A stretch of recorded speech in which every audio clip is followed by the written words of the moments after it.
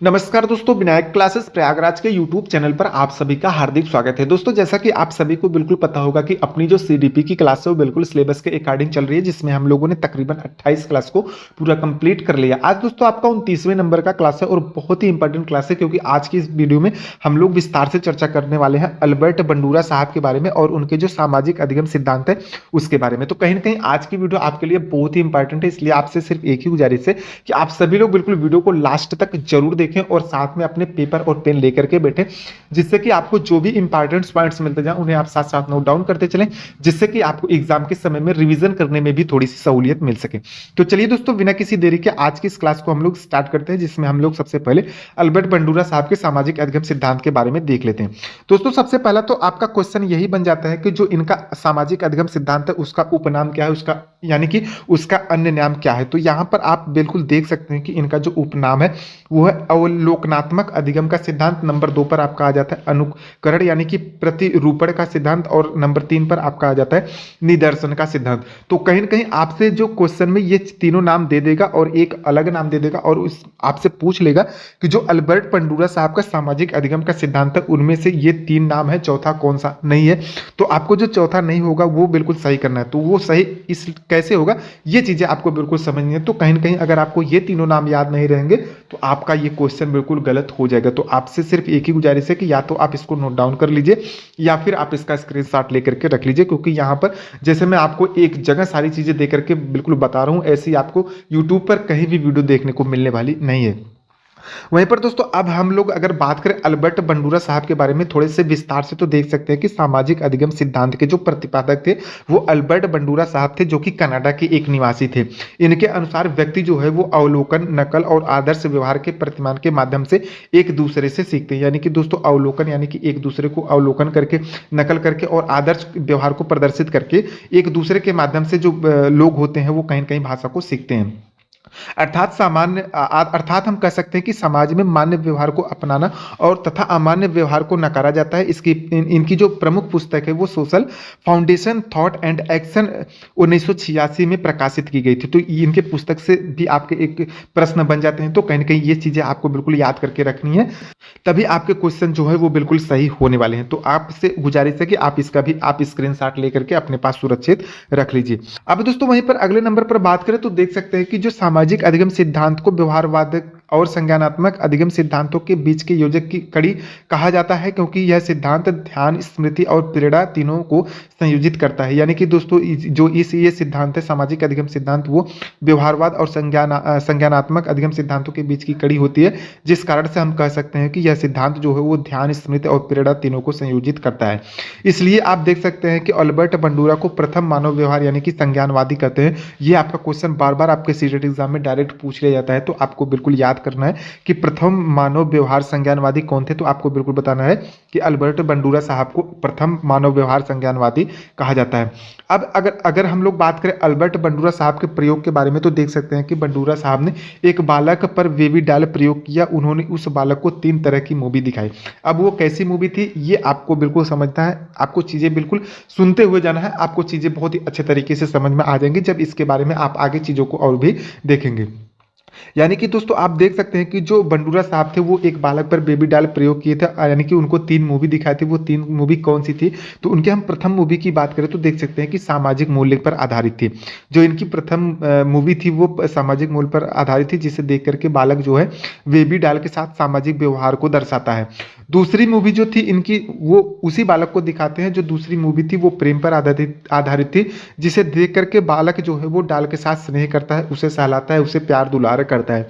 और जो तीसरी मूवी थी वो कहीं न कहीं देख सकते हैं कि हिंसात्मक युक्त दृश्य थी उसमें, जिसे देख करके बालक गुड़िया की गर्दन को तोड़ देता है, उसके साथ कहीं न कहीं हिंसात्मक व्यवहार करता है। तो दोस्तों देख सकते हैं कि इन्होंने बिल्कुल निष्कर्षता कुछ चीजें बताई हैं कि निष्कर्षता अल्बर्ट बंडूरा के इस प्रयोग से यह पता चलता है कि बालक को क्या सीखना चाहिए और क्या नहीं सीखना चाहिए, उसी के अनुरूप व्यवहार का प्रतिमान प्रस्तुत करना चाहिए। अर्थात उसे आप जैसा बनाना चाहते हैं उसके सामने वैसा प्रतिमान अगर प्रस्तुत करेंगे तो वो वैसी ही चीजें बिल्कुल सीख जाएगा।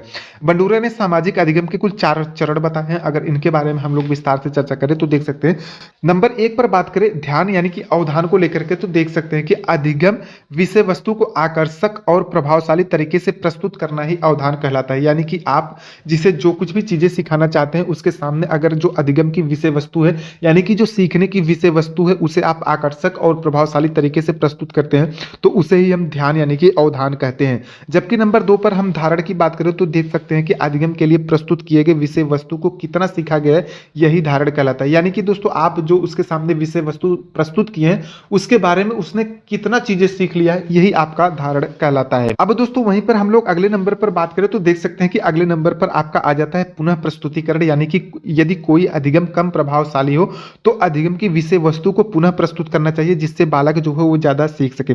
यानी कि दोस्तों मान लीजिए आप कोई अधिगम की विषय वस्तु बच्चे के सामने प्रस्तुत करते हैं और वो आकर्षक और प्रभावशाली नहीं है तो कहीं न कहीं बच्चा जल्दी से चीजों को नहीं सीख पाएगा। तो आप उसे बार बार उसके सामने प्रस्तुत करेंगे तो वो कहीं न कहीं चीजों को ज्यादा सीख पाएगा। यही चीजें बिल्कुल इसके माध्यम से बिल्कुल बताई जा रही हैं कि अगर आप बच्चे के सामने ऐसी अधिगम की सामग्री को प्रस्तुत करते हैं जो कम प्रभावशाली और आकर्षक है तो आप उसे बार बार प्रस्तुत करके उसे ज्यादा से ज्यादा चीजें बिल्कुल सिखा सकते हैं। नंबर 4 पर बात करें दोस्तों तो देख सकते हैं कि नंबर 4 पर आपका आ जाता है अभिप्रेरणा। यानी कि यदि बालक किसी विषय वस्तु को सीख लेता है तो उसकी प्रशंसा द्वारा उसे अभिप्रेरित करना चाहिए। अभिप्रेरणा का मतलब यानी कि मान लीजिए आप किसी बच्चे के सामने कोई विषय वस्तु प्रस्तुत करते हैं और वो चीजों को जल्दी सीख जाता है तो कहीं ना कहीं आप उसे प्रशंसा करके आप प्रेरित कर सकते हैं ताकि वो ज्यादा से ज्यादा और भी चीजों को सीख सके। ये चीजें आपकी मोटिवेशन के अंतर्गत आ जाती हैं। यहां से अगर आपके क्वेश्चन बनते हैं तो आप इसे भी नोट डाउन करके रख सकते हैं ताकि आपके क्वेश्चन जो है वो बिल्कुल सही हो जाए। अगले नंबर पर बात करो दोस्तों तो देख सकते हैं कि अगले नंबर पर आपका आ जाता है सामाजिक अधिगमवाद का शैक्षिक महत्व। यानी कि दोस्तों जो ये सामाजिक अधिगमवाद है इसका शिक्षा में क्या महत्व है इसके बारे में हम तो देख सकते हैं कि नंबर 1 पर आपका आ जाता है कि बच्चों के सामने आदर्श मॉडल प्रस्तुत करना चाहिए। यानी कि दोस्तों जो आपके आदर्श मॉडल होते हैं उनको बच्चों के सामने प्रस्तुत करना चाहिए ताकि बच्चे उनसे ज्यादा से ज्यादा चीजें सीख सकें। अगले नंबर पर आप देख सकते हैं कि बच्चों के सामने बुरे व्यवहार अनैतिक मॉडल से बचना चाहिए। यानी कि आप उसे बुरे व्यवहार कहीं ना कहीं देंगे तो वो कहीं ना कहीं बुरी चीजें ही बिल्कुल सीखेंगे। तो जो बुरे व्यवहार होते हैं उनको कहीं ना कहीं उनके सामने बिल्कुल प्रदर्शित नहीं करना चाहिए। अनैतिक जो मॉडल है उनको भी प्रस्तुत नहीं करना चाहिए क्योंकि बच्चे जो है कहीं ना कहीं अनैतिक चीजें तो फिर सीख जाएंगे। अगले नंबर पर बात करें तो दोस्तों देख सकते हैं कि शिक्षक जो होते हैं वो विश्वास धारण करने वाले संदेश देकर के वह अन्य व्यक्तियों की सफलता दिखा करके छात्रों में स्व प्रभावशीलता का विकास कर सकते हैं।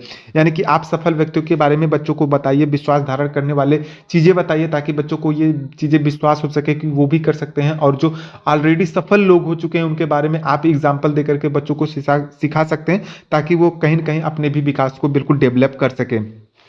अगले नंबर पर देख सकते हैं कि घर में माता पिता और बड़े सदस्यों का व्यवहार अनुकरणीय होना चाहिए। यानी कि आप जैसे मान लीजिए अपने घर पर जाते हैं पढ़ने के बाद तो आपके जो माता पिता हैं और जो आपके घर में बड़े सदस्य हैं, जो आपके आसपास के बड़े सदस्य हैं, उनके व्यवहार अगर नकल करने योग्य हैं तभी बच्चे सीख पाएंगे। अगर मान लीजिए वो बुरी चीज़ें करते हैं तो बच्चा भी कहीं ना कहीं बुरी चीज़ें सीखेगा। तो आपको कहीं ना कहीं ये इन सब चीज़ों से बिल्कुल बचना चाहिए। बच्चों के सामने आपको वही चीज़ें प्रदर्शित करनी चाहिए जो कि उनके व्यवहार के लिए अच्छा हो। अगले नंबर पर देख सकते हैं कि इस विद्यालय में शिक्षक का व्यवहार अनुकरणीय होना चाहिए। यानी कि शिक्षक का व्यवहार भी अच्छा होना चाहिए। अगर शिक्षक उनके साथ कहीं ना कहीं भेदभाव करता है, कहीं ना कहीं उनके साथ गलत व्यवहार करता है तो बच्चे भी वही चीजें बिल्कुल सीख जाएंगे। अगले नंबर पर बात करें तो देख सकते हैं कि कक्षा में शिक्षण के लिए उचित वातावरण होना चाहिए। यानी कि दोस्तों अगर आप एक शिक्षक हैं तो आपको कोशिश करना चाहिए कि बच्चों को बिल्कुल शिक्षण के लिए उचित वातावरण प्रदान करना चाहिए, आसपास में सफाई रखना चाहिए और ऐसे वातावरण देना चाहिए बच्चों को जिससे जो बच्चा है वो आपका ज़्यादा से ज़्यादा चीज़ें सीख सके। तो दोस्तों देख सकते हैं कि यहाँ पर मैंने बहुत ही विस्तार तरीके से अल्बर्ट बंडूरा साहब के जो मॉडल थे उनके बारे में विस्तार से आपको सारी चीज़ें बिल्कुल बता दी हैं। अब उम्मीद करते हैं कि आपको चीज़ें अच्छे से समझ में आ गई होंगी। अगर दोस्तों आपको चीज़ें एक बार में समझ में ना आई हो तो आप इसे 2 बार 3 बार देखिए, चीज़ें आपको बहुत ही अच्छे तरीके से समझ में आ जाएगी। कल की दोस्तों जो वीडियो अपनी होने वाली है वो नोम चॉम्स्की साहब के भाषा विकास के सिद्धांत के बारे में होने वाली है। तो कल की जो वीडियो है वो भी आपके लिए काफी ज्यादा इंपॉर्टेंट है। इनके बारे में भी मैंने आपको बता दिया है कि बहुत ही विस्तार तरीके से लिख रखा है। तो कहीं ना कहीं कल की जो क्लास है वो आपकी बहुत ही इंपॉर्टेंट होने वाली है। तो उम्मीद करते हैं कि कल की क्लास को आप मिस नहीं करेंगे, लेकिन उसके लिए आपको चैनल को सब्सक्राइब करना होगा जिससे कल की जो वीडियो अपलोड हो तो उसका नोटिफिकेशन भी आपको तुरंत मिल जाए। दोस्तों उम्मीद करते हैं कि आज की वीडियो आपको बहुत ही अच्छी लगी होगी। यदि वीडियो अच्छी लगी हो तो वीडियो को एक लाइक जरूर कर दें। वीडियो को ज्यादा से ज्यादा अपने उन दोस्तों के पास शेयर कर दें जो आपके साथ सीटेट एग्जाम की तैयारी कर रहे हैं। और अगर आप चैनल पर नए हैं तो चैनल को सब्सक्राइब भी कर लें क्योंकि यहाँ पर ऐसी वीडियो आपको हर रोज देखने को मिलती रहेगी। दोस्तों पूरा वीडियो देखने के लिए आप सभी का बहुत बहुत धन्यवाद। मिलते हैं किसी नए वीडियो में किसी नई जानकारी के साथ, तब तक के लिए नमस्कार।